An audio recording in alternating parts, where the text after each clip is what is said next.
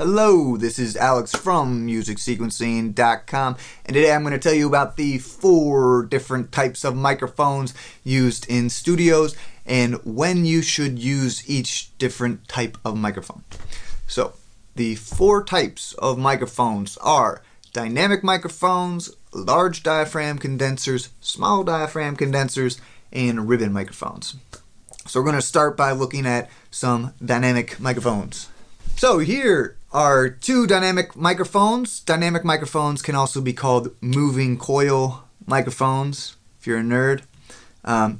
Here are 2 of the most famous dynamic microphones in the world, the SHURE SM58 and the SHURE SM57. These are actually the same microphone except for the tops here.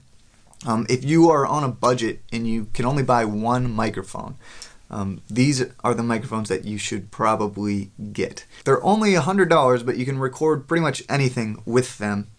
Even if you had like $1 billion worth of microphones, like any mic in the world, sometimes these microphones will still be the best choice for a job. So they're great on snare drums. You can put them on guitar cabinets. You can record vocals with them. You can record a kick drum. You can put them out in the room as a room mic. And once you buy one, you'll keep it forever. It's not a mic that you'll throw away. Let me show you another dynamic mic. The SHURE SMZB. This also can be used pretty much on anything, but it's really great for recording vocals. And one great thing about using a dynamic mic to record vocals is if you are like in a room like with a band, right, and you're recording together, recording with a dynamic mic, you won't pick up much noise from the band. You can get closer to it and get a better signal. Also, if you're in a room with crappy acoustics, go for a dynamic microphone. Let's move on to the microphones that will pick up room noise. Condenser microphones, starting with the large diaphragm condenser. Usually when people think of studio microphones, they're probably thinking of something like this. Large diaphragm condensers are great for recording vocals. They're great for recording anything that has a lot of nuance or dynamic range. You can use them as room mics, in front of a drum set or to get the whole band or something. Usually they can be pretty fragile, so don't drop them, and they're also they can get really expensive.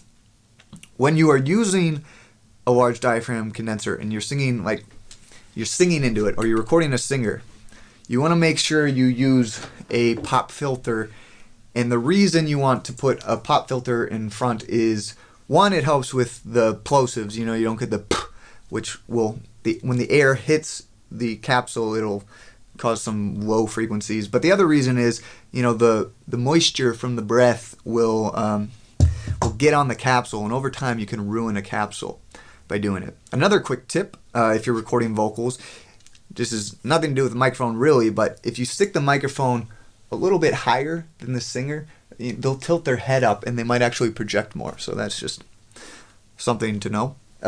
Some of the most famous large diaphragm condensers are the Neumann series, the U47, U67, U87, the Manley reference mic, the AKG C414. There's those weird shaped blue microphones that a lot of people use.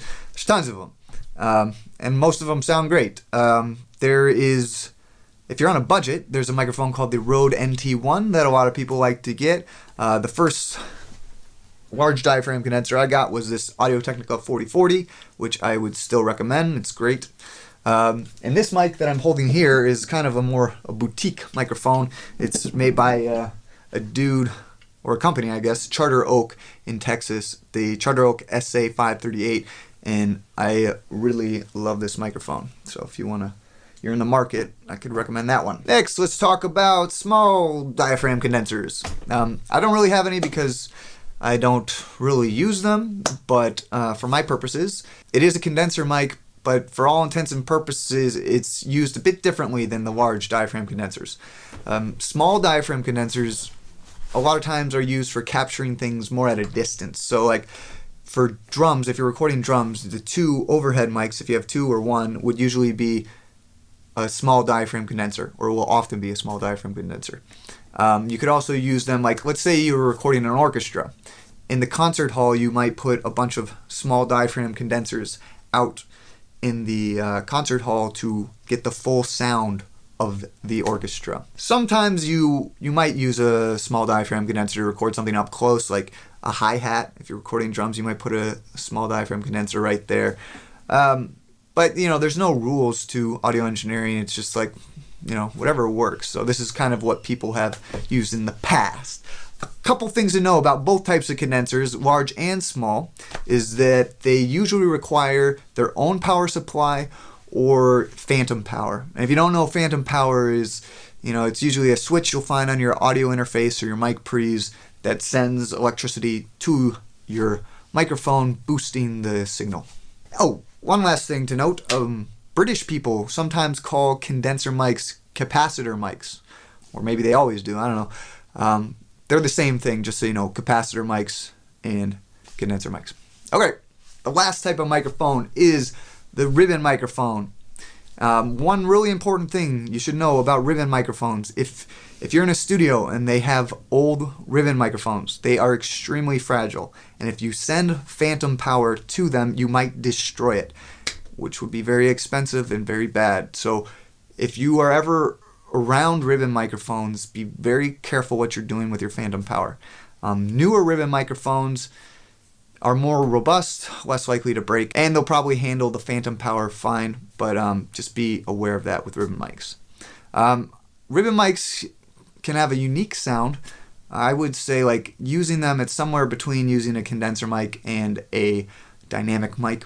Two of the most famous ribbon mics used today are probably the Coles 4038s and the Royer R121s. The Coles, they're great for drum overheads. So, like, you can use them kind of like the way you would use small diaphragm condensers as drum overheads or to record like an orchestra from a distance. The Royer R121s, these are super famous for recording on guitar amps, but you could try them on acoustic guitars or as room mics too.